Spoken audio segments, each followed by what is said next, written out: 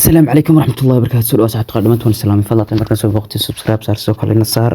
إن شاء الله بإذن الله كل واحد نتاجنا كان في الجوال سوي شيء دو حاكو كلا وانك 847 إنكم كان ماشي كلا فهمتي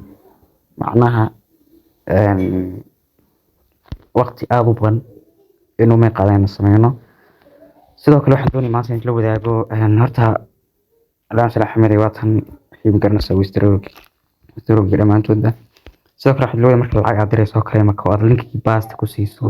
oo halkan aad geliso hadhow aan kula wadaagayso asxaabta qaar baa soo yiraahdo lacagta naga ma baxayso ama ma dirsan kareyno ama lama bixi kareyno wax noocaas okay maanta website-kan kula wada waxa lagu magacaabaa magaciisa saa ujeedo waxa lagu magacaabaa Keen Oros Gold website-kan FAB2 waxaad ka samayn kartaa ama qaybta labaad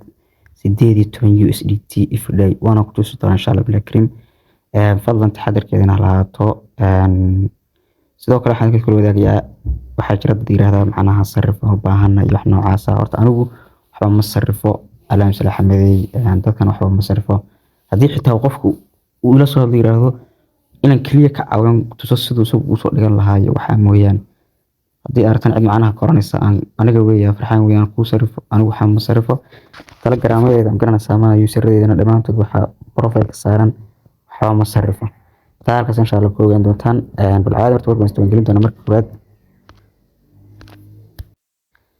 okay meesha soo jidaan insha Allah kan isana baan taabanaya kadib insha Allah email baan doona safna baasu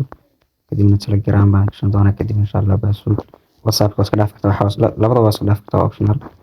sidoo kale waxa qoratay sana baan taabanaysa kadib anigu sign baan leeyahay soo geli doona marka inta sameeyay gudaha soo galo almost waxaan sameyn doonaa meesha ku qoranta insha Allah close horta hoos ma soo andara marka aad ku doonto minimum deposit wax kulli 10 USD if day waxa sameyn macna 2.8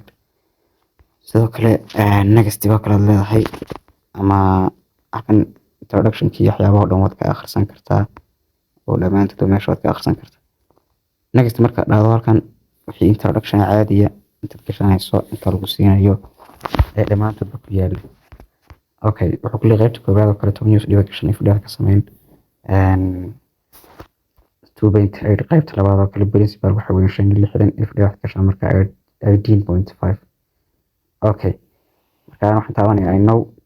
kadibna waxaan taaban doonaa next kadibna insha Allah recharge baan taaban doonaa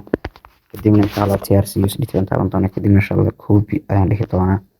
kadibna insha Allah transfer baan soo galaa waxaan doonayaa transferkan weeyaan marka aan soo taabto USDT-ga oo aan siin dhaho marka best geliyo kan insha Allah 5 ama waxaan ka shaqeeyaan karto aan next dhaho halka markii marayso